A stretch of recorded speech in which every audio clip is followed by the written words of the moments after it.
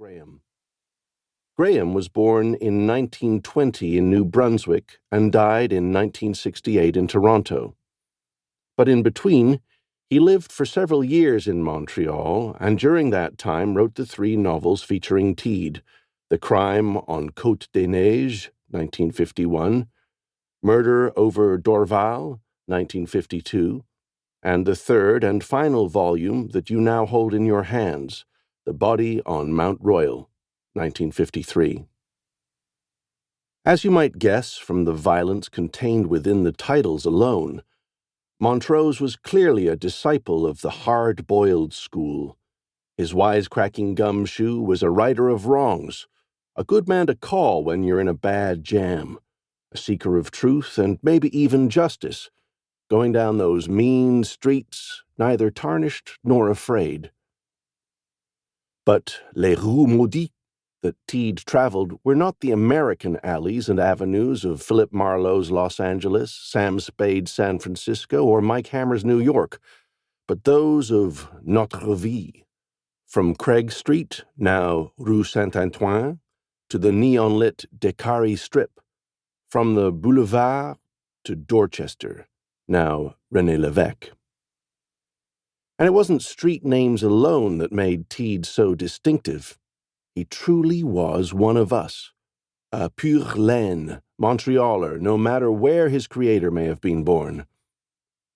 Unlike his contemporaries, allies in the Seamus game, Teed, in true Montreal fashion, did not necessarily drink alone.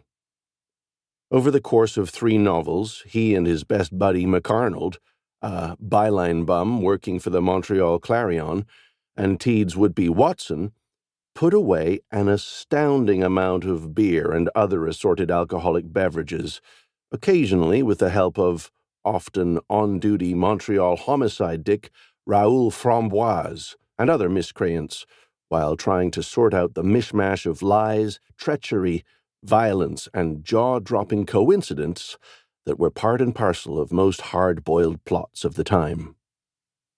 Sir Arthur Conan Doyle, not to mention Bob and Doug, would be proud. A son of Westmount, although he's quick to point out not of its upper echelon, Teed drinks Molson and Dow, often ordered 2 quarts at a time, and likes cheese from Oka. He went to McGill, worked for a while as a reporter for the Clarion, one of the city's English-language dailies, and then went off to World War II for King and Country, where he saw more than enough of what man can do to other men. Upon his return, he became a professional freelance investigator, setting up shop in the Canham building across Dominion Square from the Sun Life building and specializing in white-collar crime. As McArnold explains it, Teed is a private operative, very big time, all sorts of contracts, mostly company work. Not the cases where the bookkeeper skips with 1,000 iron men, but the cases where the chairman of the board thinks the secretary-treasurer has been cooking the company balance sheet to buy himself a small republic in South America. Seeking out and exposing financial shenanigans evidently pays well. Teed may not be rich, but he has a swinging little bachelor flat on Côte des Neiges right near Westmount Boulevard and tools around town in a spiffy little Riley roadster, which he annoyingly calls Riley. Needless to say, he also enjoys the company of various beautiful women.